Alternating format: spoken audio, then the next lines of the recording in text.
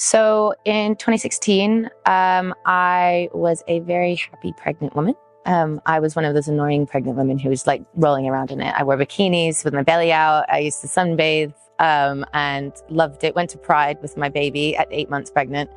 And he was born on the 5th of September, 2016. I was in labor for 40 hours, but the actual delivery element is where the problem happened. So I got on my knees, I gave birth to my son. I was breathing, I had an epidural, so I couldn't feel anything. And then I pushed and he came out stunned. He wasn't breathing right away. So that was quite scary. There was all these alarm bells going off and things because of that. A bunch of people rushed in, helped make him, take his first breath, and he did. And we all kind of took a sigh of relief. And then I was kind of left to it. I got examined by the doctor on call. I got examined by the midwives, multiple midwives, and the surgeon decided that my tears were superficial and that the midwife could stitch me up. So when the midwife went to stitch me up, and this was the point, I didn't know this, she was stitching me up at the time, that they had missed a 4th degree tear in my rectum and perineum because they never checked my back passage, which meant that after recovery, I had flatulence and incontinence. And when I went back to them, or before I even left the hospital, I said, I'm in a lot of pain. Can I have something more? Can I have some codeine or something? Because this was really, really painful. And they said, birth is painful. If you take codeine, you'll have to stay. Essentially saying to me, you don't want that. You want to go home with your baby. And I did. And that whole week I was sitting on ice packs, and we had a different midwife every day. And I was still in a lot of pain. And they said, put the mixture of like witch hazel and lavender oil, and that will help with the pain. Take some paracetamol. But having any bowel movement was excruciating. I was crying. I didn't want to. I would sit in the bath afterwards because there was so much blood. And I was explaining this to the midwives, and they examined me on my back, and they said, no, the stitches are healing okay, but there might be a little bit of an infection. So we'll get you to see another midwife.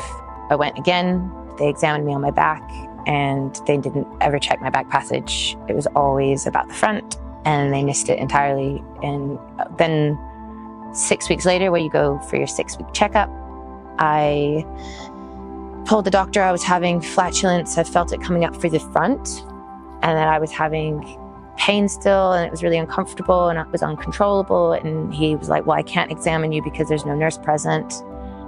And I asked again, and he's like, well, there's no one here to do it. Sorry, we can't. And that was kind of the end of it. No more examinations. And then I fell pregnant again with my second child. And when I gave birth to Liam, that pregnancy was not as much fun. Liam was a big baby. He was almost 10 pounds. He should not have been a vaginal birth. So it exacerbated the injury that they'd missed the first time. And his body weight going through that space pretty much kind of finalized the continence issue. So now I was completely incontinent, and no flatulence, incontinent, no control.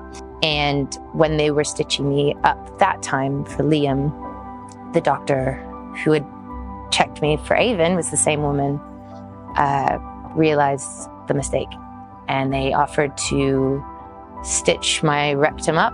And they said, oh, have you been having some issues with continence? I said, yes, I have. Thank you so much for noticing. They're like, oh, well, we're going to refer you to a physio, and I'm just going to do this extra stitch, which probably help a bit. And they were really attentive.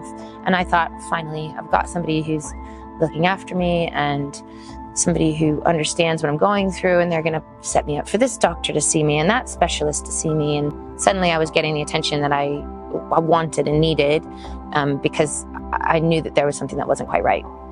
Throughout that year, and then the following year, COVID happened, and the appointments got further and further apart.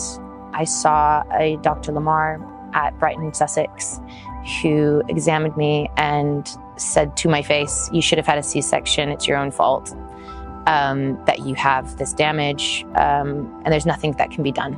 I had lost hope. I was heartbroken. It was just before lockdown. And my friend who'd had gone through a similar thing said, go to a private hospital. And I went to Montefiore, And my insurance at that point covered Montefiore. So I went to see him and he examined me, and he actually didn't look at my back passage at first. And I stopped him and I was like, you need to look. Stop being modest and just feeling and looking at the ceiling. I need you to look and I need you to really examine me. And he did. And his exact words were, I've never seen anything as bad as this. He brought in a colleague, he brought in his assistant nurse and said, please have a look at this. What they've essentially done is deformed you. At that point, he referred me to Miss Vasey in London, who's a colorectal specialist who specializes in these instances. And years went by before I actually got an appointment with Miss Vasey because of COVID. And we went in and she examined me and spoke to me about how it was negligence. They'd missed the tear that essentially was going to make me incontinent for the rest of my life. And it was at this point that Miss Vasey said the words, they missed it. It was a mistake. And that's when my world kind of both collapsed, but also it felt like, finally, I'm not crazy. I've been told I've been crazy this whole time. I've gone to every appointment. I've gone to every examination. I've done all the things they've asked. And the whole time I was being gaslit, essentially told that that's what happens during birth. But none of my friends who'd given birth had anything like it. And she was the one essentially who said, like, you need to speak to somebody. Yeah, that was not much later did I contact Slater and Gordon. I contacted Nisha. She at first was really nervous about it because so much time had passed. It had been, 4 or 5 years since the actual initial incident.